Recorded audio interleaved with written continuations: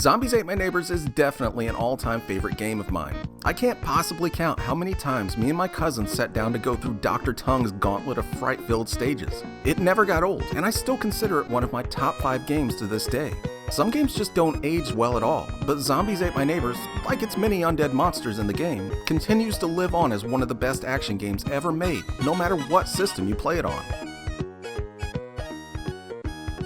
Zombies Ate My Neighbors is a fairly simple game. You choose to play as either Zeke or Julie and then immediately get tossed into the game. There's no plot or exposition to be found here, which is fine by me. The game doesn't need any. You just need to accept that B-movie monsters have overrun your town, and the fewer questions you ask, the better.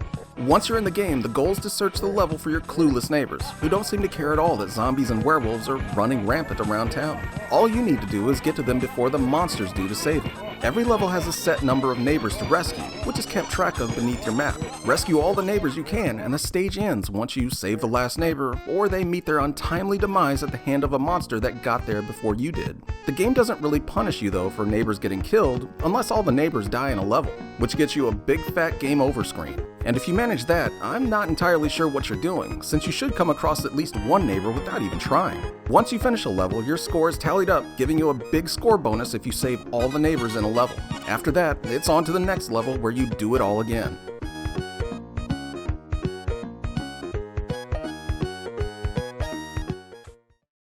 But running around and saving your neighbors from horrific monsters is gonna take some serious firepower, and the game gives you more than you'll probably ever need. Your standard weapon is your trusty squirt gun, which can take out most enemies in the game without too much effort. You'll also find a ton of other weapons laying around the levels as well, including shaken up soda cans that are used as grenades, weed whackers, popsicles, and the ever-useful rocket launcher. There are actually tons more as well, but most of them are fairly useless compared to just using your squirt gun. The only one that's consistently worth having around is the rocket launcher, which lets you blow up walls to make shortcuts through the levels. The other weapons are more fun to use for a laugh or two, or when you really need to throw the kitchen sink at a boss. Most of the time though, they'll just pile up in your inventory until you remember you even have them.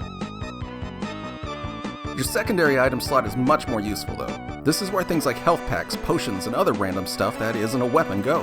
Having a spare health pack around is always suggested, and the other items like decoys can turn a super frustrating stage into a cakewalk. You can also find potions that turn you into a rampaging monster for a few seconds, allowing you to run around punching enemies in the face with wild abandon. The variety in items is really great, since you honestly never know what you'll come across next, but you can always bet it'll at least be fun to use. As mentioned before, the stages in the game are fairly maze-like, some more so than others. But it never gets too boring to explore since you never know what hidden room or passage you'll come across that could be right around the next corner. You can always see what path you need to find to get to the neighbors, and it generally only takes a second or two to get to where you need to go. And as mentioned before, you can use the rocket launcher to brute force your way through a stage if you get stuck. Unfortunately though, there are a few stages here and there that can definitely be more frustrating than fun due to what enemies occupy that level. But thankfully none of these stages ever get too large, where you feel like you're just completely lost. And there's always enough variety in the level design to keep you interested, stage after stage. So just when you get tired of searching through a suburban neighborhood, you'll find yourself in the mall the next stage, or an old castle, or even the pyramid, usually with their own unique enemies in tow. It's always fun to see what's next, and even after 40 plus levels, you'll still be seeing new things. It also doesn't hurt that the game looks great, with its stylized art being some of the best ever put into a game. Everything has a simple but charming cartoon look to it that allows the humor in the game to really shine through. And did I mention that you get to listen to one of the best game soundtracks of all time while you're doing all this? Well, you do, and it's completely awesome.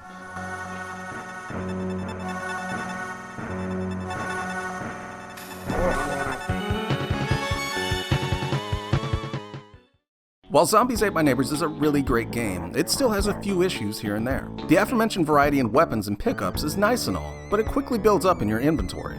And you can only cycle forward through items one at a time. So if you suddenly need to use a health pack quickly, you're probably out of luck if you have to cycle through more than a few things to get to it. Same goes for weapons, at times having to go through a dozen or more things to get to the weapon that you want. And if you're surrounded by enemies while you're trying to cycle through endless shit to get to what you want, the frustration meter goes up exponentially. This is even worse on the Genesis version of the game, since instead of dedicated buttons for cycling items like on the Super Nintendo, you have to press A and B together, or A and C together to select things. It can be maddening at times.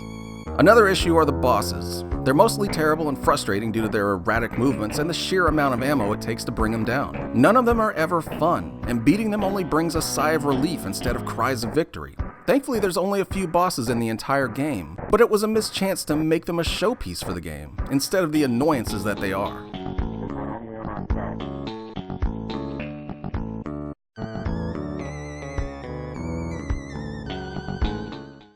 Obviously, Zombies Ate My Neighbors is an all-time classic on whatever you choose to play it on. There's so much variety and character in the game that it's hard not to love, especially if you're a fan of classic 50s and 60s monster movies. And it's even better when you bring a friend in with you for some two-player co-op. Zombies Ate My Neighbors is still fun to this day, and if you've never played it, you owe it to yourself to try it out if you're a fan of older games. Dr. Tongue may have built 45 levels of terror and fright for you, but you'll never have more fun being this scared.